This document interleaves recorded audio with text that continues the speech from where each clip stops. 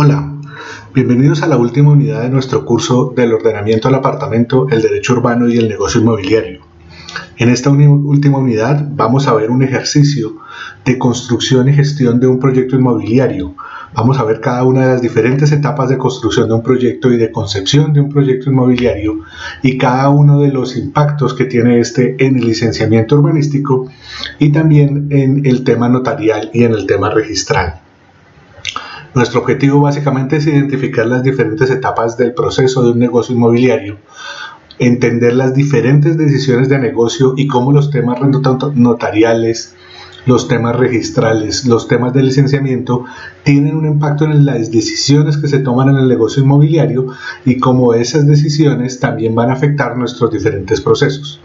Básicamente la idea es comprender cómo se desarrolla un proyecto inmobiliario en su integralidad. Vamos a ver en esta unidad, digamos que tres elementos, los elementos del negocio inmobiliario propiamente dichos, la lógica que está detrás de nuestros negocios inmobiliarios, los elementos de licenciamiento urbanístico que van a estar vinculados con esos elementos de negocio inmobiliario y algunos elementos de escrituración de los diferentes procesos y etapas de escrituración que van a estar vinculados con ese negocio inmobiliario.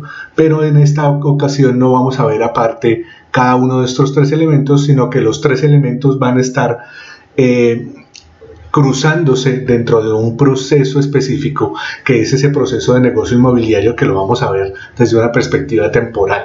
Lo que vamos a ver es cada uno de esos pasos que se llevan desde tomar la decisión de realizar un proyecto inmobiliario hasta el cierre de negocio final. Cada uno de esos pasos los vamos a ver incluidos con cada uno de estos tres diferentes elementos. Básicamente, arranquemos con el tema del proceso de licenciamiento desde la perspectiva del desarrollo inmobiliario. Entendamos primero que todo dos o tres conceptos de lo que significa o lo que es un negocio inmobiliario básicamente. El primer concepto importante que necesitamos tener en cuenta es el concepto de suelo. Este suelo que es un espacio de territorio no desarrollado, entendido desde la perspectiva económica. Cómo este suelo es básicamente un agente económico, una unidad económica, pero es una mercancía económica especial porque no está definida, no se puede producir, no cumple de manera completa las leyes de la oferta y la demanda. El suelo es un bien escaso, es un bien que no se puede producir, yo no puedo generar nuevo suelo, yo no puedo replicar el suelo y tampoco me lo puedo llevar para ninguna parte. Y eso hace que el suelo sea una cosa bien especial porque el valor que tiene el suelo depende básicamente de las infraestructuras que tiene encima y de lo que se puede realizar en él. Es decir, las decisiones normativas y las decisiones de ordenamiento son las que le van a otorgar valor económico al suelo. Y además, los capitales que se tienen invertidos sobre ese suelo también van a valorizarlo. Si yo construyo una calle, si yo construyo una infraestructura, ese suelo es más valioso que si no tengo acceso por una calle o por una infraestructura. Si es en ese predio, en ese suelo, en esa unidad de terreno, yo puedo generar una construcción más alta o una mayor densidad, o puedo generar unos usos que sean económicamente más rentables, ese suelo es más valioso que un suelo que no tiene esas infraestructuras. Quiere decir que se necesita un capital para que ese suelo pueda ser utilizado. El suelo en bruto no puede ser utilizado, sino se necesita un capital de intervención, es lo que llamamos un proceso de urbanización, por una parte, y se necesita una normativa, unas reglas de juego que nos permitan o que nos habiliten ese suelo para vincularlo dentro de nuestros negocios inmobiliarios. Pero además, las infraestructuras y las capacidades de ese suelo lo que van a hacer es que en el tiempo ese suelo vaya sufriendo también unos procesos de valorización. Entre mayores sean las infraestructuras y mejores sea la calidad de las infraestructuras que yo tengo en ese suelo y en el territorio alrededor, pues mayor va a ser la valorización. Entre más vetustas, entre más viejas, entre más malas sean las infraestructuras que tengo, pues ese suelo va a ir perdiendo valorización, pero va a ser más costoso que desarrollar que los predios o los suelos que no están ocupados. Esto en términos generales, hay toda una teoría acerca del tema del valor del suelo en temas econométricos. Pero aquí lo que nos interesa es que hay un suelo que necesita ser habilitado con una norma y con unas infraestructuras para poder vincularlo dentro de un negocio inmobiliario como tal. Un negocio inmobiliario, básicamente definido desde el punto de vista financiero, es básicamente lo que busca es obtener valor a partir del cambio de uso, del fraccionamiento, de la construcción, del mejoramiento, básicamente de la construcción de algún tipo de infraestructuras sobre ese suelo. Y lo que se busca es obtener una valorización a partir de esa inversión de infraestructura. Entre más deseado, entre mejor es la infraestructura, entre mayor es la calidad que se invierte, pues mejor puede ser la ganancia que se pueda obtener de ese negocio inmobiliario, en últimas, de esa inversión de suelo. Básicamente de lo que estamos hablando es que yo tengo un predio, tengo que hacer unas inversiones sobre ese predio y a partir de esas inversiones sobre ese predio es que pueda obtener unas ganancias. De eso se tratan en últimas los negocios inmobiliarios, que son los que van a mover todos estos temas de propiedad del suelo. Básicamente un negocio inmobiliario cualquiera va a tener, digamos que 4 aspectos fundamentales que van a estar cruzándose todo el tiempo. Yo tengo 4 aristas desde las cuales puedo entender un negocio inmobiliario todo el tiempo. Tengo unos aspectos financieros específicos: cuánto me va a costar el suelo, cuánto me va a costar la inversión, cuánto me van a costar los impuestos, cuánto dinero puedo obtener, y ahí hay una renta financiera específica. Pero además tengo unos aspectos jurídicos que tienen que ver con la propiedad del suelo, que tienen que ver con la forma como esas propiedades se van a poder distribuir en el tiempo, que tiene que ver con algunos temas de cómo la garantía de esas propiedades se puede establecer con algunos elementos financieros, por ejemplo en el tema de banco, de solicitar algunos elementos inmobiliarios, de garantizar que la tradición de ese suelo está lo suficientemente saneada, de una serie de diferentes elementos además que tienen que ver con el funcionamiento ya propio de las infraestructuras que se organizan ahí. Hay algunos aspectos administrativos que tienen que ver con, bueno, y esa obra, ¿cómo la voy a construir? ¿Cuándo la voy a construir? ¿Cuánta gente necesito? ¿Cómo voy a administrar los diferentes elementos financieros? ¿Cuándo voy a necesitar que me pongan el agua, los servicios públicos? ¿O cuándo voy a necesitar que saquen, por ejemplo, los desechos, o que se necesiten algunos materiales u otros? Ahí hay todo un proceso que tiene una serie de elementos administrativos que están vinculados con esos elementos técnicos propiamente dichos, puramente dichos, que es donde se aloja, por ejemplo, la arquitectura como tal.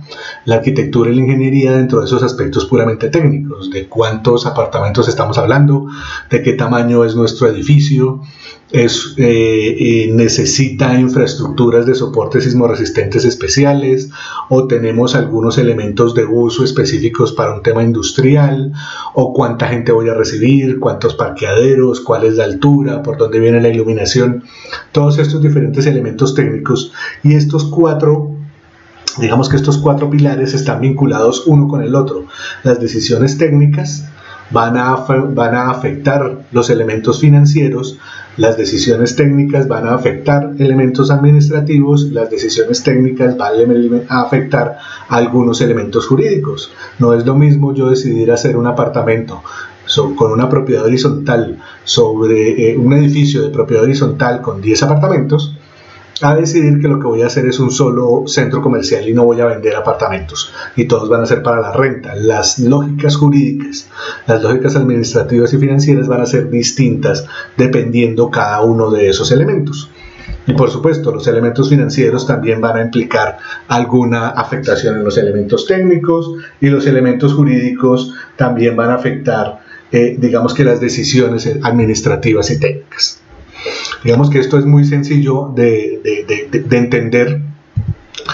Lo interesante es cuando ponemos el licenciamiento urbanístico como tal, la licencia de construcción, está ubicada más o menos en ese punto en el que estamos viendo, más cerca de lo técnico. Definitivamente tiene una relación muy fuerte con lo técnico y con los elementos jurídicos.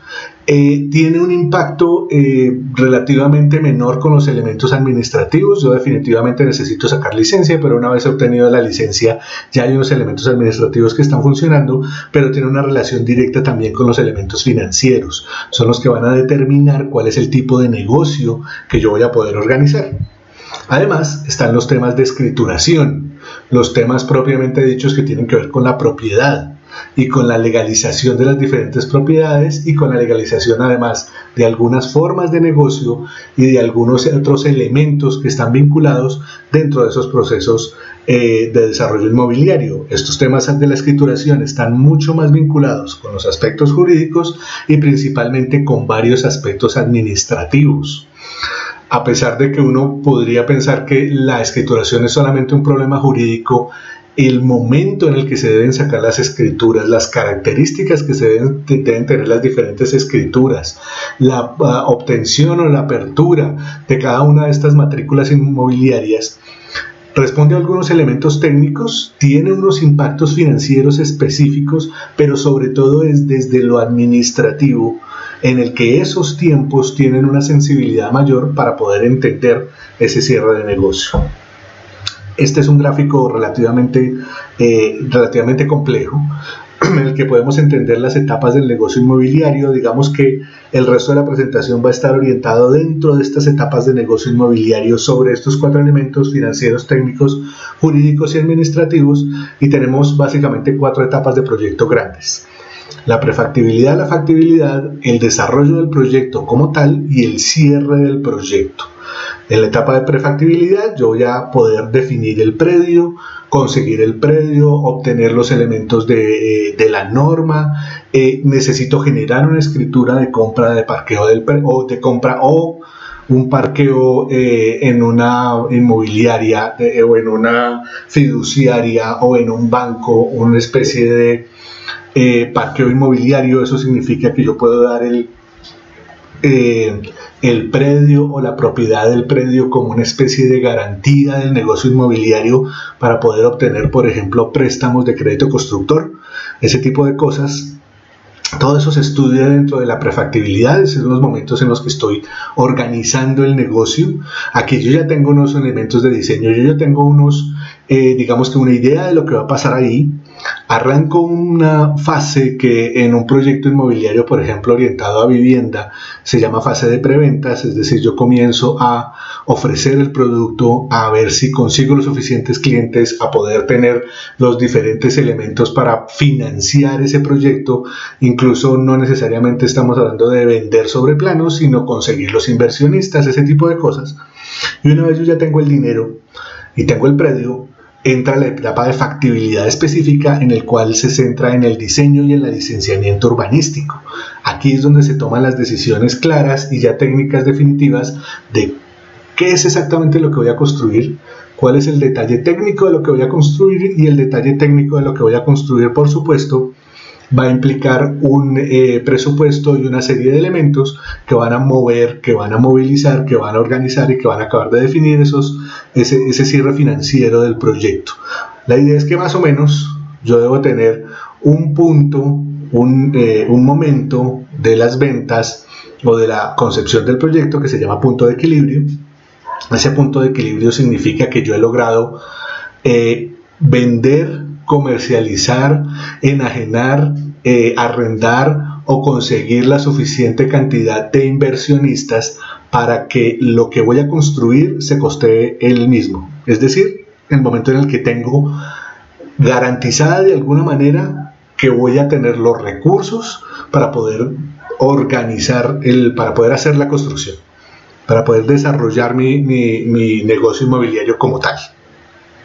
Ese punto de equilibrio de conseguir las personas que van a estar vinculadas dentro del proyecto es diferente de conseguir el dinero para poder arrancar el proyecto. Ese punto se llama punto de equilibrio de recaudo, y es que yo puedo haber vendido 10 apartamentos de un edificio de 12 apartamentos, es decir, está por encima del punto de equilibrio, pero las personas solamente me han pagado la separación, me han pagado 1 millón de pesos, entonces yo puedo tener 10 millones de pesos, y eso definitivamente no me va a alcanzar para poder arrancar, o no voy a tener el suficiente dinero para poder arrancar la obra. Yo necesito poder recaudar ese dinero, no solamente tener las personas que van a estar metidas dentro del negocio, sino además debo poder tener un punto de equilibrio de recaudo, haber recaudado una cantidad de dinero suficiente que, junto con otras cosas como por ejemplo el crédito constructor, me van a permitir arrancar la construcción del proyecto como tal. Solamente hasta ahí, y fíjese que es casi la mitad, incluso un poco más allá de la mitad de un negocio inmobiliario en el cual yo ya arranco propiamente la construcción de un proyecto. Se arranca el desarrollo del proyecto, se arranca el elemento de construcción. Durante la construcción es muy común que haya toda clase de modificaciones, de prórrogas, de revalidaciones del licenciamiento urbanístico. Es común que yo tenga aquí, digamos que la parte administrativa funcionando todo el tiempo para poder comprar los recursos, para poder administrar a las personas, para poder generar la contratación, para poder cuadrar los temas de servicios públicos. Estoy adelantando esos temas de construcción y la idea es que cuando yo ya tengo lo suficientemente adelantada la construcción, yo pueda arrancar unos procesos jurídicos que tienen que ver con las escrituras de propiedad horizontal en los momentos en los cuales aplica. Para este ejercicio vamos a asumir que definitivamente es un proyecto de vivienda que tiene una propiedad horizontal. Entonces, los elementos de comenzar a escribir esa propiedad horizontal, comenzar a definir todos los elementos claros de esa propiedad horizontal se dan casi en las últimas etapas de construcción, de tal manera en el que yo ya tenga la propiedad horizontal organizada en una notaría, es decir, yo ya tenga mi escritura de propiedad horizontal, mi reglamento de propiedad horizontal y todos los documentos que vienen vinculados con esa propiedad horizontal organizados y en regla, para que cuando termine la construcción pueda comenzar a hacer las entregas específicas de los apartamentos, de las oficinas o de los locales comerciales y generar todas esas escrituras individuales. Una vez he generado todas las escrituras, he entregado todos los elementos del predio, ahora sí puedo hacer un cierre financiero.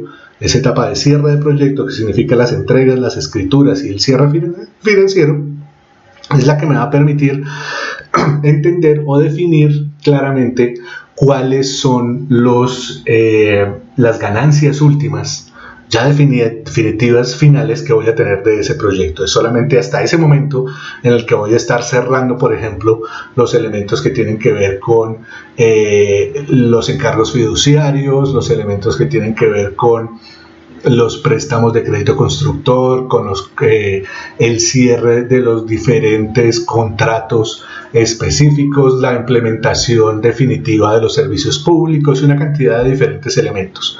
Fíjense que aquí tenemos, digamos que la perspectiva general. Los cuadros rojos son los que tienen que ver con licenciamiento urbanístico, nuestros puntos amarillos son los que tienen que ver con los temas de escrituración y los vamos a ver paso a paso en adelante. Voy a tratar de ir en estos diferentes pasos rápidamente, hay muchos elementos que están metidos ahí, pero para no hacer la clase demasiado larga vamos a seguir rápidamente en estos diferentes elementos. Entonces, lo primero, el licenciamiento urbanístico en las etapas del negocio. Lo primero que hay que entender en estos temas de licenciamiento urbanístico es que una licencia urbanística siempre es un medio para un fin. El objetivo de un negocio inmobiliario no es obtener la licencia urbanística. La licencia urbanística siempre es una herramienta, siempre es un requisito, siempre es un medio para poder hacer la construcción o para poder generar otras diferentes cosas dentro de esa construcción, o para legalizar la construcción, o para hacer una venta específica, o para generar una propiedad horizontal y poder hacer las divisiones, o para cualquiera de esos otros elementos que son los que me van a permitir comercializar. Eso quiere decir que el licenciamiento urbanístico no es el centro del negocio inmobiliario, sino simplemente es un accesorio, entre otras relativamente pequeño, dentro del negocio inmobiliario completo como tal. Lo otro que hay que entender es que el tipo de licenciamiento, la modalidad de licenciamiento que yo necesito específico, la licencia que yo necesito, está determinada en la prefactibilidad del proyecto. Yo tengo que hacer una cantidad de estudios, tomar una cantidad de diferentes decisiones, definir cosas como, por ejemplo, el lote específico, cuál es el predio específico que voy a comprar y qué es exactamente lo que quiero hacer con ese predio, saber si tengo los recursos y la capacidad administrativa, haber hecho un estudio ya jurídico de ese predio antes de hacer la compra, y una vez hecha la compra o cuando yo ya tenga ciertos elementos de garantía de propiedad sobre ese predio, ahora sí voy a poder hacer ese licenciamiento. El licenciamiento lo define es el tipo de negocio. Yo no saco una licencia y a partir de la licencia defino qué negocio quiero hacer, sino que defino cuál es el negocio y después sí trato de sacar la licencia que me convenga o que me sirva más en la modalidad o en las modalidades o el tipo de licencia que me sirva dependiendo qué es el negocio que quiero hacer. Entonces miremoslo paso por paso. Primer paso, voy a generar una modelación y una definición del predio. Entonces voy a primero a definir cuál es el tipo de negocio que quiero hacer. Quiero hacer un negocio que va a ser alrededor de vivienda, quiero hacer un negocio industrial, quiero hacer una cosa de comercio, quiero hacer una cosa de oficinas. Esa es digamos que una entrada. Definitivamente quiero hacer un proyecto de vivienda, entonces voy a buscar un predio que me permita hacer el proyecto de vivienda. Otra entrada es, tengo unos inversionistas que quieren hacer una cosa comercial y que están pensando específicamente en un centro comercial y me van a preguntar dónde puedo hacer ese centro comercial. Esa es una entrada de negocio distinta que tiene que ver cuando yo entro yo ya desde el uso y no desde el negocio inmobiliario como tal. O también puedo entrar desde el predio. Tengo un predio y lo que necesito saber es en ese predio que yo ya tengo, ¿qué es lo que puedo hacer para definir un negocio inmobiliario en ese predio? Fíjense que el tipo de entradas puede ser diferente. Uno de los elementos útiles no necesariamente es un documento que siempre tenga que salir, pero, por ejemplo, cuando yo tengo un encargo fiduciario con un banco, lo más común es que el banco me vaya a solicitar ese concepto de norma urbanística para poder saber cuál es el predio que yo estoy organizando. Lo mejor es yo en ese predio o en esos predios candidatos consultar la propiedad, consultar la norma, consultar estos diferentes elementos. Ese concepto de norma urbanística, recordemos, lo produce el curador urbano o lo puedo solicitar directamente en las oficinas de planeación respectivas o incluso leyendo el POT yo lo podría determinar, pero es mejor que lo produzca una entidad oficial. Es solamente informativo, es un documento que no tiene derechos ni obligaciones, es decir, yo aquí por ahora todavía no he arrancado nada. Con esos elementos de la norma urbanística, sabiendo ya la norma urbanística, sabiendo cuál es el uso que me permite, voy a hacer una modelación técnica de ese proyecto, unos primeros esbozos para saber si en ese predio me cabe el edificio que quiero comercializar, para definir cuál es el área vendible de ese edificio. Acuérdense que no todo el edificio lo voy a poder vender, sino hay algunas áreas que son comunes y hay algunas áreas que son afectaciones del proyecto como tal. Yo no puedo vender el antejardín o el patio o ese tipo de cosas.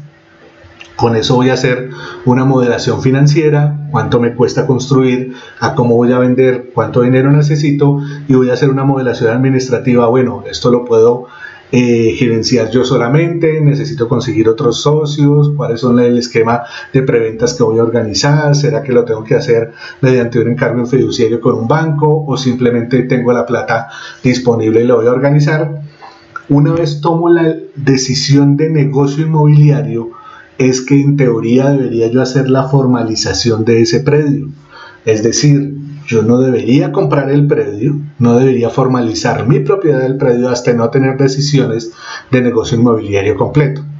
O al contrario, yo puedo tener el predio, pero no arranco a hacer ninguna inversión en el predio. Supongamos que el predio me llegó por una herencia o por un amigo o por un cliente que tiene el predio para poder desarrollar cosas, pero yo no debería hacer ninguna inversión hasta no tener claro que estos modelos técnicos, administrativos y financieros son viables, que yo puedo hacer las cosas y tener de alguna manera cierta seguridad de que mi proyecto va a poder arrancar. En ese momento es que ahora sí arranco con la formalización del predio. Básicamente la formalización del predio es una primera escritura de compraventa sobre ese predio. En ese predio tiene que quedar muy claro y tiene que estar muy bien definido la cabe de los linderos y el estudio jurídico de ese predio.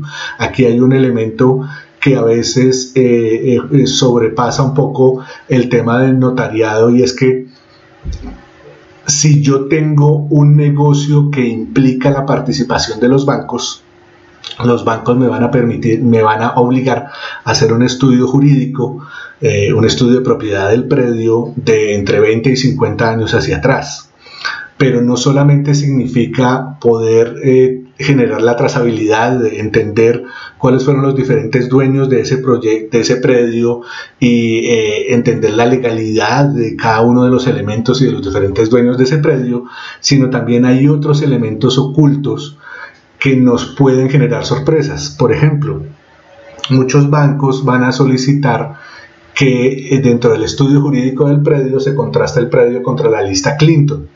Es decir, que podamos ver si en algún momento hacia atrás, esos 20 años hacia atrás, hubo alguna empresa que aparezca en la lista Clinton, es decir, que tenga algún tipo, que haya podido tener algún tipo de vinculación con algún elemento de narcotráfico, con algún elemento ilegal, que me vaya a generar problemas después jurídicos. Si aparece en la lista Clinton, el banco me va a decir: pues usted puede desarrollar el proyecto y puede venderlo muy bien, pero yo no le voy a hacer un crédito constructor para ese predio.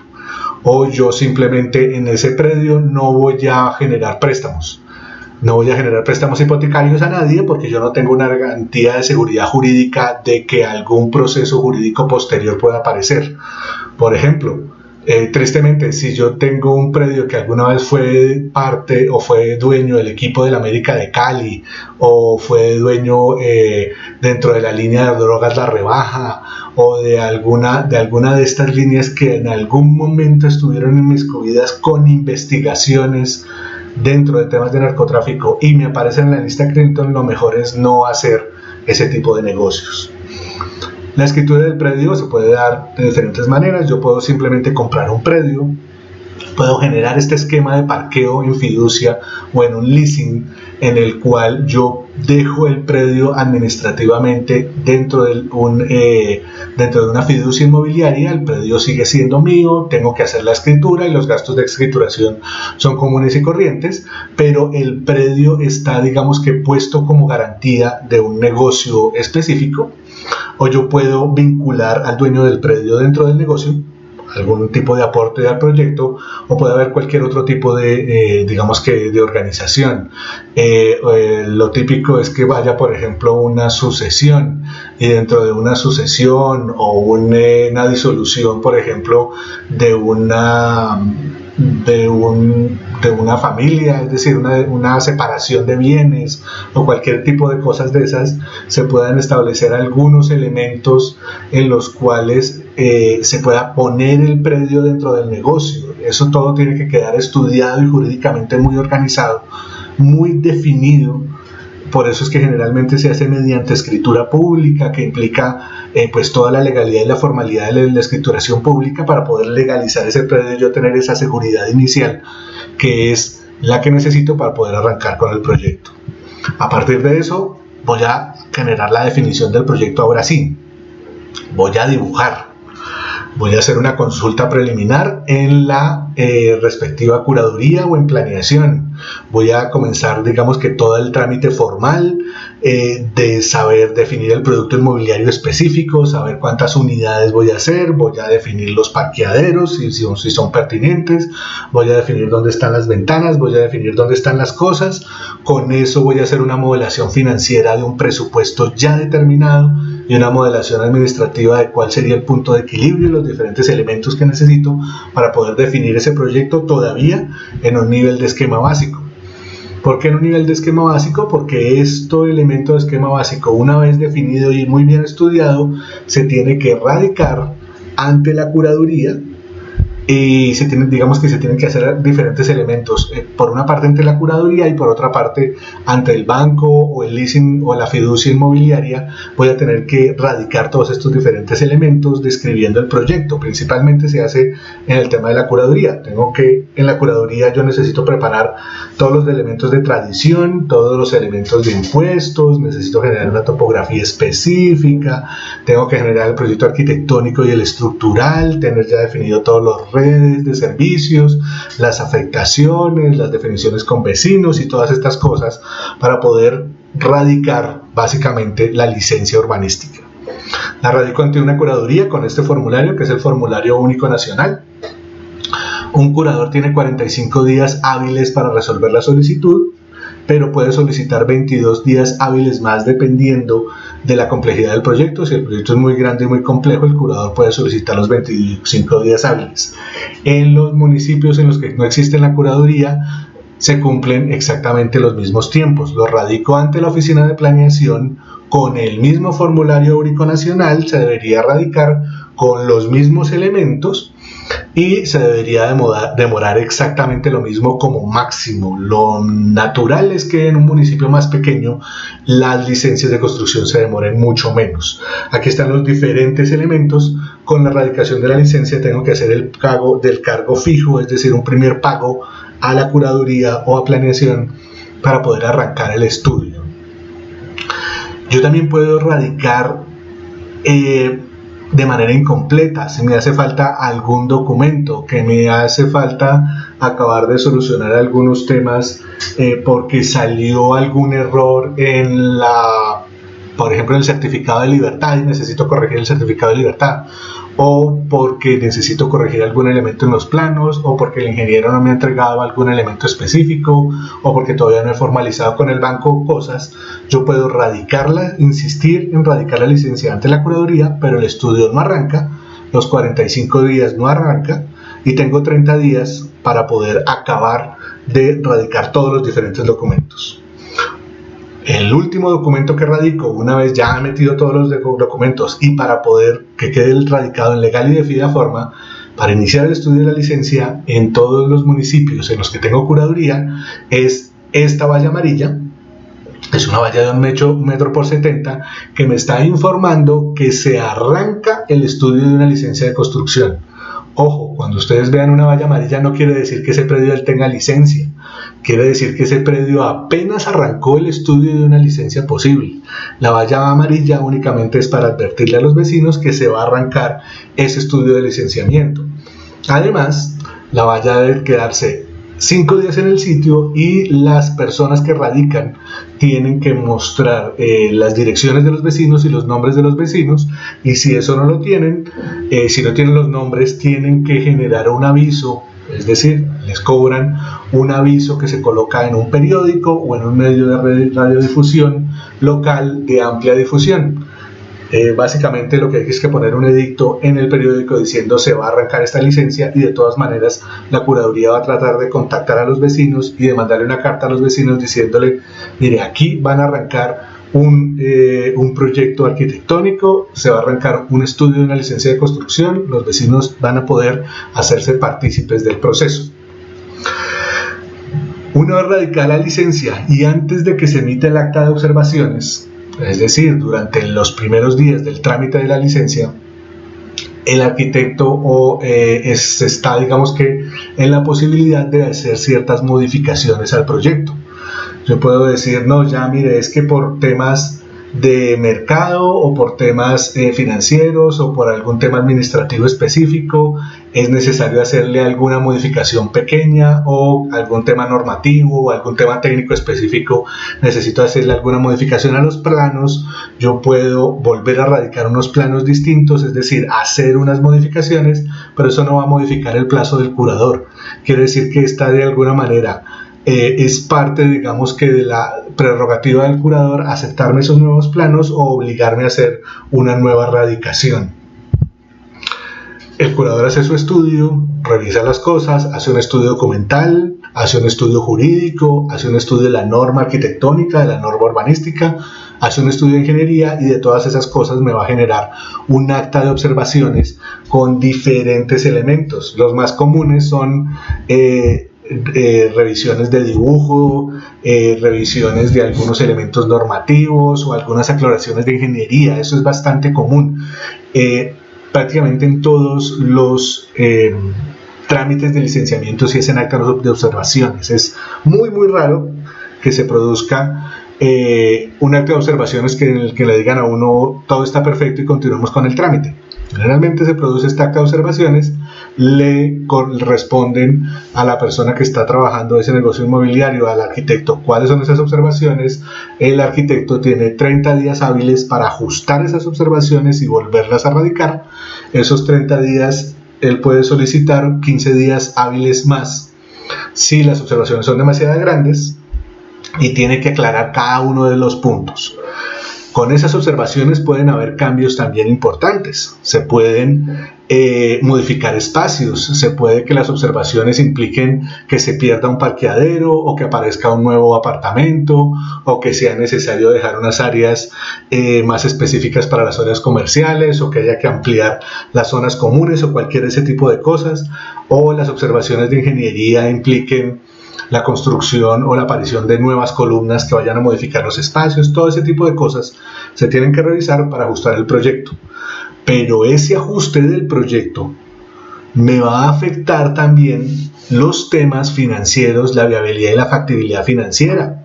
Entonces, si yo presenté un proyecto de 5 pisos y el curador dentro de las observaciones me dice la norma por X o Y motivo ahí solamente le va a permitir 4 pisos, eso me va a afectar los espacios, me va a afectar el producto inmobiliario, las áreas vendibles, por tanto me va a afectar el presupuesto y puede suceder que simplemente el proyecto ya no sea viable o no sea factible en términos financieros.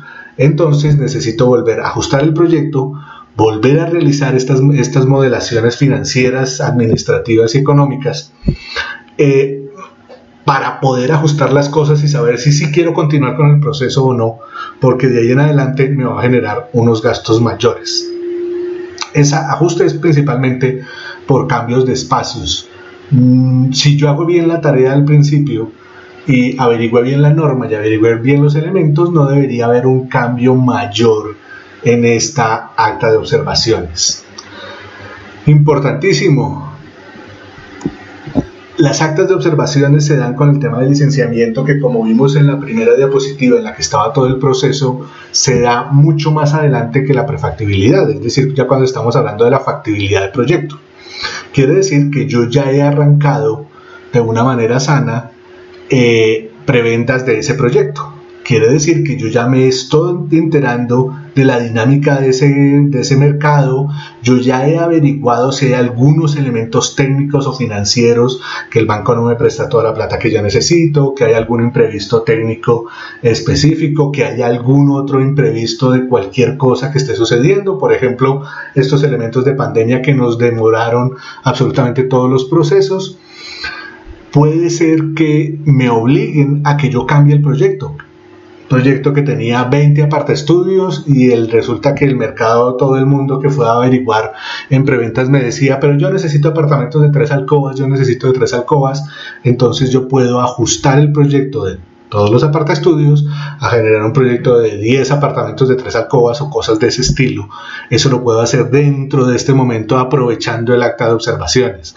Aquí lo importante es que la forma y la función son importantes, pero es el financiamiento y las decisiones de negocio las que me van a determinar algunos de esos elementos técnicos de las decisiones de arquitectura finales. Hice una revisión, organicé todo eso, radiqué el proyecto ajustado. Ese proyecto ajustado vuelve a pasar en la curaduría a una segunda revisión final y ahí hay unos ajustes menores que generalmente se hacen, principalmente son ajustes de dibujo, de algún documento, de algún número. Vuelve a pasar por el estudio jurídico al interior de la curaduría, vuelve a pasar por el estudio arquitectónico, vuelve a pasar por el estudio de ingeniería y una vez está revisado por todos, hay un comité en las curadurías que hace la aprobación final del proyecto y me va a decir ese proyecto se puede hacer. Con eso, una vez la curaduría ya me ha dicho, listo, cumple las normas completas, usted ya organizó todo, la curaduría me va a producir un acta de viabilidad, es decir, me va a decir el proyecto en las condiciones en las que está es viable de sacar la construcción, me va a comenzar a solicitar algunos otros documentos que yo necesito llevar copias de los planos, van a organizar unas copias de expensas y se va a comunicar a los diferentes interesados acerca de la viabilidad de ese proyecto. Ya hay un proyecto que está definido y organizado y ese es el que se le va a mostrar a los vecinos, porque los vecinos van a tener la posibilidad de decir diferentes cosas. Voy a tener un tiempo después de esa viabilidad, 30 días hábiles para hacer los pagos a la curaduría que corresponden, para pagar el cargo variable, para pagar los impuestos, para pagar las copias, para hacer todos esos pagos. Es decir, yo tengo un tiempo ahí después de que ya la curaduría me dice, básicamente esos 30 días después de la curaduría me dice si se puede el proyecto, para hacer todos los pagos diferentes, y durante ese tiempo terceros, los vecinos u otros, van a poder presentar objeciones o recursos. Es decir, en cualquier parte se puede organizar, pero es en ese momento, una vez ya se sabe exactamente cuál es el proyecto que se va a presentar, es que se vuelve pertinente hacer que los vecinos hagan observaciones, y los vecinos van a decir, mire, a mí no me parece el proyecto por X y Y motivo, yo creo que está incumpliendo la norma en esto. El curador va a hacer la revisión de esas objeciones y recursos que se van a presentar. Si el curador no está de acuerdo, la persona, el vecino, va a poder presentar un recurso de reposición. Si el curador no está de acuerdo todavía y el curador dice, no, ese proyecto sí es viable, pero el vecino insiste en que ese proyecto no es viable, que le va a generar una afectación mayor, eso se va para un recurso de apelación que lo dirime la Secretaría Distrital, la Secretaría de Planeación correspondiente. Entonces se va para la Secretaría de Planeación, en Planeación revisan la posibilidad de ese licenciamiento, revisan si ese licenciamiento cumple la norma, y si cumple la norma a cabalidad van a permitir que se continúe con esa licencia. Si no cumple la norma, van a obligar al curador a que esa licencia o no se expida o se revoque o tenga alguna decisión diferente, y que la licencia no pueda salir en esas condiciones, ¿de acuerdo? Aquí lo que pasa es que los vecinos en ese momento y los diferentes afectados tienen la posibilidad de revisar las licencias y decir, esta licencia funciona o no funciona, pero las razones por las cuales ponen esas quejas, ponen esas objeciones, ponen esos recursos, tienen que ser razones técnicas, tiene que ser porque no está cumpliendo algún elemento específico de la norma. Si está cumpliendo la norma en la cabalidad, no puede ser que es que el edificio no me gusta, no puede ser que es que el edificio, la calle es muy chiquita y me va a generar demasiada gente afuera, o no puede ser simplemente que es que yo creo que me van a hacer mucho ruido, o ese tipo de cosas no van a poder funcionar. Las objeciones y los recursos únicamente se van a ir específicamente a los contenidos normativos, y si el edificio está cumpliendo las normas requeridas, pues el edificio es viable y se va a poder hacer.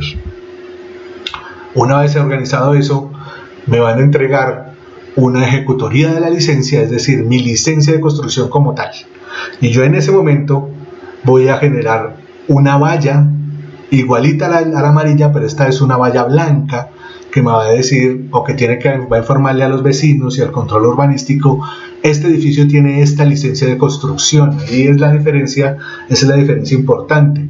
La valla de estudio es amarilla, la valla de cuando yo ya tengo licencia es una valla blanca. Y una vez tengo la licencia de construcción, el punto de equilibrio en ventas, el punto de recargo, el punto de equilibrio de recaudo, yo ya he ido al banco y en el banco me han dicho sí, he organizado todos los documentos y me van a hacer el préstamo de crédito constructor. Ya fui a las empresas de servicios públicos y me dijeron sí, hay viabilidad de servicios públicos, le podemos poner agua, le podemos poner alcantarillado, le podemos poner energía. Yo ya he ido y he hecho las contrataciones de los diferentes estudios técnicos, entonces el hidráulico, el eléctrico, el de telecomunicaciones, me van a decir sí, ahí se puede instalar y hay que hacer esto.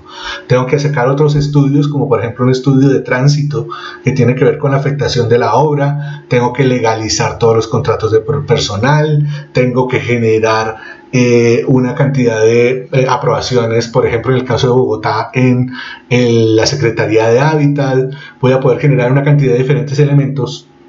Y muy importante, si yo voy a hacer la construcción, tengo que irme a donde los vecinos y generar unas actas de vecindad que no son normativas, que no son obligatorias, pero son las que nos van a curar en salud, digamos que a todos los diferentes participantes dentro de la obra, porque yo voy a poder ir a donde el vecino y decirle, señor vecino, por favor déjeme entrar, yo quiero levantar su predio, su casa, cómo está, tomarle fotos, saber el estado en el que está esa vivienda y que firmemos un acta de que cuando se termine la obra yo le tengo que entregar la casa, o sea, su casa va a permanecer en el mismo estado en el que está. Si la casa se estaba derrumbando, no puede ser culpa del edificio. Si la casa estaba en perfecto estado y terminó derrumbándose, entonces La responsabilidad del constructor del edificio es el volver a entregar la casa en las condiciones en las que estaba originalmente. Si la casa estaba perfecta, hay que entregarla absolutamente perfecta. Esas actas de vecindad son un acuerdo entre las personas, se pueden legalizar en las alcaldías locales o se pueden radicar en las alcaldías locales y digamos que son el soporte jurídico para cualquier tipo de conflicto que se haya con los vecinos. La etapa de construcción tiene básicamente una vigencia de 24 meses, la licencia de construcción tiene una vigencia de 24 meses en términos generales, eso depende del tipo de modalidad, y durante esos 24 meses, por diferentes razones, de nuevo, por ajustes del mercado, porque se me acabó la plata, por temas financieros, por temas administrativos, no, es que ahora ya no se va a poder, por ejemplo, no se pudo conseguir el acero que se necesitaba para que la cubierta del último piso fuera una cubierta de doble altura, entonces ahora hay que hacer unas estructuras en concreto distintas. Cualquiera de esos elementos va a generar modificaciones al proyecto. Entonces, antes de arrancar la obra, durante o después de finalizar la obra, yo necesito sacar las licencias de modificación correspondientes para que la licencia de construcción última sea exactamente igual a lo que se construyó. Yo no puedo tener la excusa de que no, es que me dieron la licencia para 5 apartamentos y cuando ya terminé, yo construí con licencia, pero no me salieron 5 apartamentos sino 4, entonces la escritura debería tener 4 apartamentos nomás. La escrituración, el momento de escrituración, significa que la última versión de la licencia de construcción, es decir, la versión con todas las modificaciones, la última versión oficial debe ser exactamente igual a lo construido y eso es lo que debe aparecer claramente en la escritura. Por eso es necesario realizar todas esas modificaciones. Una licencia de modificación, yo necesito volver a radicar los documentos, volver a radicar el cargo fijo, surte un proceso parecido, también hay un acta de observaciones, también hay un pago de cargo variable y también hay un pago de copias, es decir, me vale un dinero importante también. No requiere una nueva valla amarilla, eso es muy importante entenderlo. Solamente si yo tengo la valla blanca yo puedo seguir haciendo modificaciones y no necesito consultar a los vecinos, porque a los vecinos se les consultó en el momento del primer proyecto. Las modificaciones se rigen por la misma norma del que existía en el momento en el que se radicó la primera licencia y la última modificación aprobada, esa es la vigente. Si yo tengo 3 licencias, la primera licencia, la primera modificación, la segunda modificación, la única válida es la última modificación. La primera licencia ya está, digamos que de alguna manera, derogada por sus modificaciones y eso es muy importante entenderlo también. Con la licencia y con esas modificaciones yo hago la obra, ¿sí? Si yo tengo una obra lo suficientemente grande y me estoy dando cuenta de que no me va a alcanzar el tiempo, debo preverla desde el principio en etapas, porque si no va a llegar un momento en el que simplemente la construcción no sea viable y la licencia no sea viable volverla a sacar, entonces voy a tener un problema administrativo importante. Entonces ya hago aquí la construcción como tal, necesito ajustar los plazos, se me acaban los 24 meses de vigencia, yo puedo prorrogar la vigencia de la licencia por 12 meses más, entonces ya vamos en 36 meses, es decir, vamos en 3 años. Esa solicitud de prórroga tengo que hacerla 30 días calendario antes de que se me venza la licencia, entonces yo puedo solicitar la prórroga, ya van 3 años, también puedo solicitar una revalidación, se me acabó la vigencia de la licencia, se me acabó la vigencia de la prórroga, o sea, pasaron esos 3 años, no he terminado, puedo revalidar la licencia por 24 meses adicionales, es decir, por otros 2 años. Yo puedo tener máximo 5 años para construir el edificio. Si el edificio tiene más de esos 5 años, definitivamente tiene que proyectarse en etapas, o sea, el proyecto cualquiera que sea, tendrá que proyectarse en etapas. Y una revalidación solamente se puede si ya la obra ha arrancado. Yo no puedo revalidar una licencia si definitivamente no ha arrancado la obra, y en ese caso tendría que generar una nueva licencia de construcción. La revalidación también puede tener modificaciones Las prórrogas también puedo tener modificaciones. Yo puedo generar una modificación y prórroga o generar modificación y revalidación de la licencia. Es decir, las diferentes tipos y modalidades de licencia se pueden combinar. Y la revalidación se puede prorrogar por 12 meses más una sola vez. Entonces ya ahí van 6 años máximo de los máximos en los que puedo tener un proyecto. Listo. A la derecha del proyecto, Balcones de Fontibón, uno de los edificios que afortunadamente logré terminar con mi empresa hace ya algún tiempo. A la derecha el proyecto, a la izquierda el proyecto ya finalizado. Fíjense que la imagen del proyecto es exactamente igual. Lo que yo propongo en los planos y lo que yo vendo es exactamente igual a lo que voy a construir. La imagen no puede ser diferente, tienen que ser exactamente igualitos. Terminé el negocio inmobiliario, arranco el tema de escrituración, o en las últimas etapas, cuando estoy ya colocando los últimos acabados, es sano que yo arranque el proceso de escrituración y de entrega. Entonces, ese proceso de escrituración y de entrega significa que yo a cada uno de los propietarios o de las personas a las cuales les voy a vender las diferentes viviendas o locales comerciales o unidades de oficinas, para cada uno de ellos yo voy a necesitar entregarle todos estos documentos que tengo aquí al lado: los planos de alinderamiento, el reglamento de propiedad horizontal, la escritura de propiedad horizontal, tiene que tener una matrícula inmobiliaria individual, hay un acta de inventario de ese apartamento, hay un manual de entrega de ese apartamento, hay un manual de usuario de ese apartamento en el que están los manuales de todos los electrodomésticos, por ejemplo.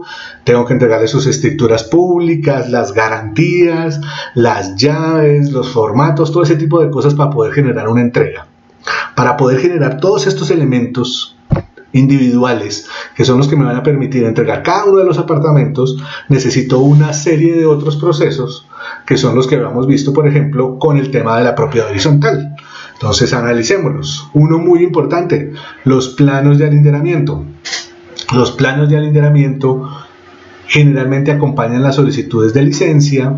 Son unos planos que aprueban los curadores. Siempre se necesita que tengan una aprobación por parte del curador o de la autoridad competente, la Secretaría de Planeación, que son los que me definen. En esos planos está claramente definido qué es público y qué es privado, es decir, cuáles son las áreas privadas y cuáles son los bienes comunes. Recuerden la clase que vimos acerca de todo el tema de propiedad horizontal. Aquí vienen los planos de alinderamiento.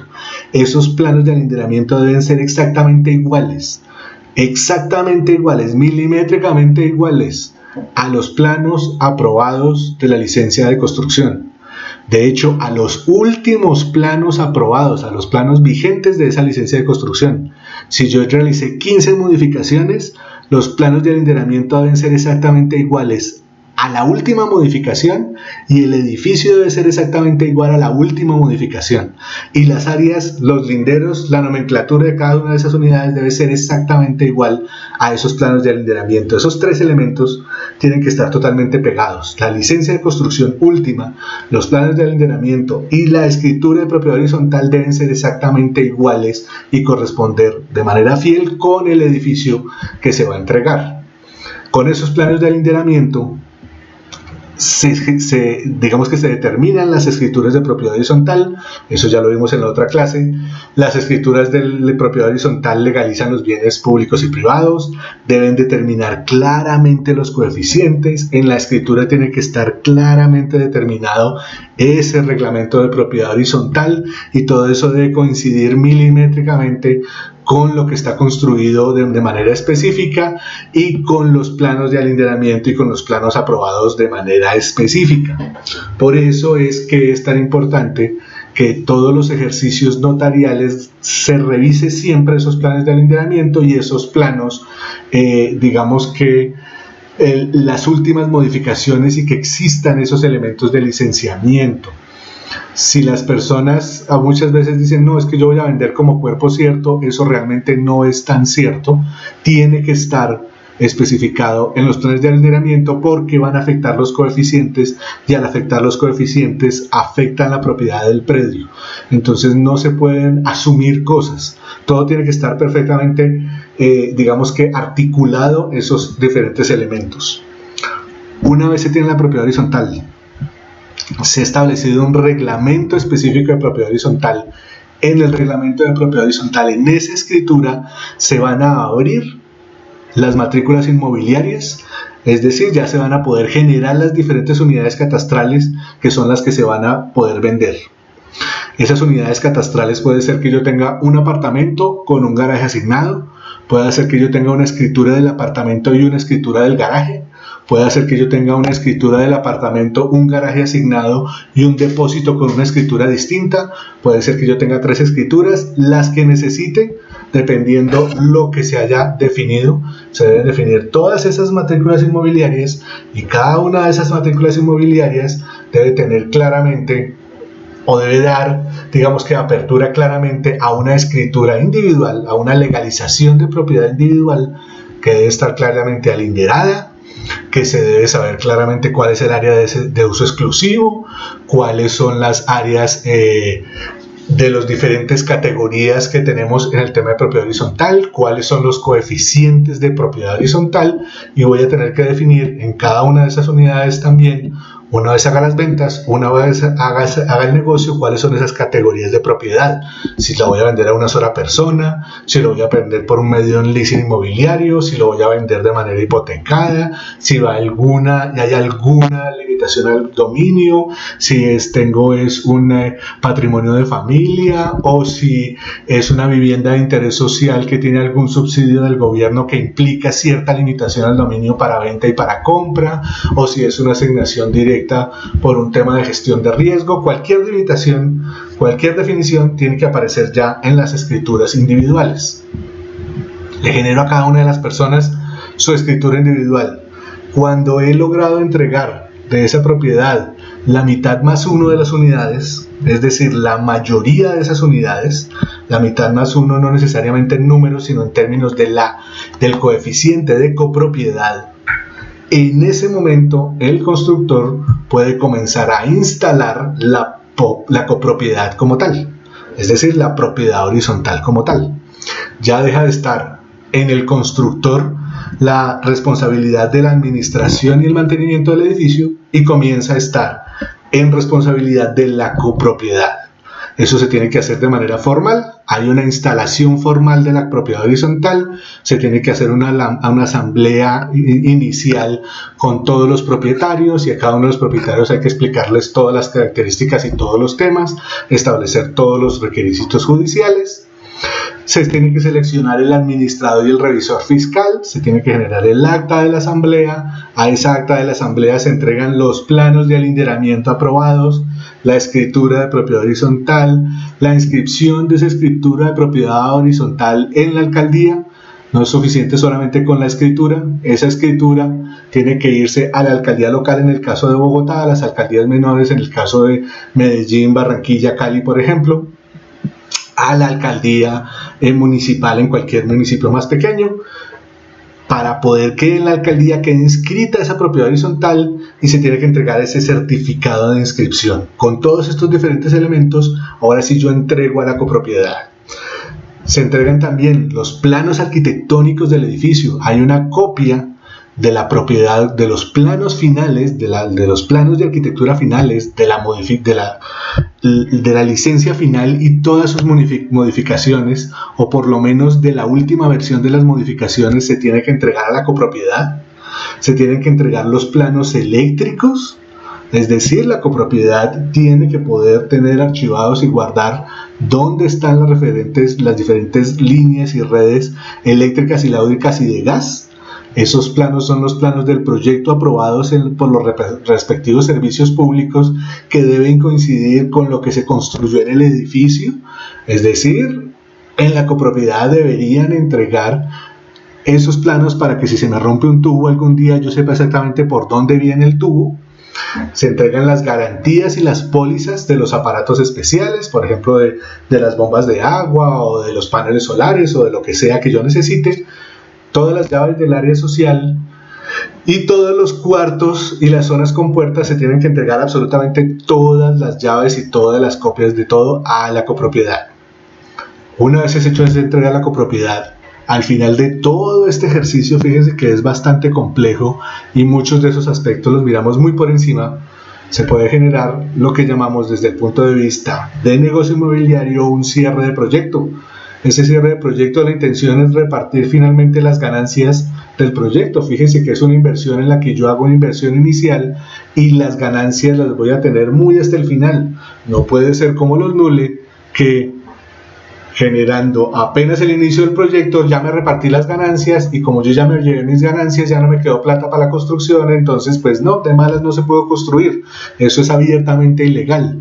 El momento en el que se reparten las ganancias, cualquier esquema fiduciario, cualquier banco, cualquier leasing inmobiliario, cualquier esquema hipotecario me va a obligar a que solamente hasta después de haber hecho la última entrega de todos los apartamentos y que en las personas esté la propiedad real del predio, solamente hasta ese momento me van a liberar las ganancias para que yo las pueda aprovechar. Para eso necesito haber entregado la administración del edificio como tal, tener todos los servicios públicos instalados y en operación, tener todos los seguros y garantías de estabilidad. Por ejemplo, necesito sacar una garantía, generar un tema de postventa que es un año después, pero necesito sacar una garantía de estabilidad de la obra a 10 años, que dice la normativa última. Necesito haber hecho todos los pagos de expensas, de impuestos, de todas esas cosas, haber hecho todos los pagos y los cierres de crédito constructor, haber hecho el cierre formal, administrativo y jurídico de todos los encargos fiduciarios, haber entregado absolutamente todos los temas jurídicos a cabalidad, generar una estructura de cierre financiero como tal, es decir, hacer el ejercicio de efectivamente cuánto me gasté, efectivamente cuánto me gané, efectivamente cuánto duré con ese dinero para poder ver la rentabilidad específica. Hay además una garantía de postventa. Un año después de la entrega yo necesito volver al edificio y arreglar, o por lo menos durante ese año, arreglar todo lo que se presente. Es muy común, de hecho, prácticamente siempre que se construye un edificio hay elementos de postventa que hay que arreglar, que apareció una grietica, que la llave del baño salió defectuosa, que la puerta no me abre porque tiene un filo que me está generando está descolgada un poquitico, que se me rayó alguna de la carpintería de alguna puerta, que la instalación del baño, que el elemento de gas que no enciende el calentador, que cualquier cosa hacen parte de la garantía de postventa. Y después con eso yo hago un archivo general del proyecto que todas las empresas deben guardar por lo menos durante 10 años. Ese archivo del proyecto debe tener toda la información del proyecto, y en cualquier momento la DIAN o cualquier otra empresa del Estado puede solicitarme la información de ese proyecto y yo necesito tenerla archivada y organizada completamente. Fíjense lo complejo, lo difícil que es hacer un negocio inmobiliario, la cantidad de diferentes elementos que tengo que revisar. Espero que les haya gustado, digamos, que esta última presentación, y espero que les haya gustado este curso en general. Fíjense que en el curso tratamos de arrancar desde los aspectos muy generales de la norma, por allá, digamos que más teóricos y que tienen que ver con políticas globales, entender los planes de ordenamiento territorial, entender la aplicación de las licencias urbanísticas y aquí entender el negocio inmobiliario específico, porque todas esas cosas tienen mucho que ver con el quehacer diario de la Superintendencia de Notariado y Registro, de todos los temas notariales y de todos los temas registrales y de todos los temas catastrales. Espero que este curso haya cumplido sus expectativas, que les haya gustado, digamos que la metodología y los diferentes elementos que vimos, y creo que ustedes ya quedan con mis datos y con mis contactos para cualquier duda posterior que tengamos. Por ahora, dejamos el curso por aquí. Muchas gracias por su interés. Muchas gracias por su participación activa en los diferentes encuentros sincrónicos que tuvimos y muchas gracias por toda su atención. Hasta luego.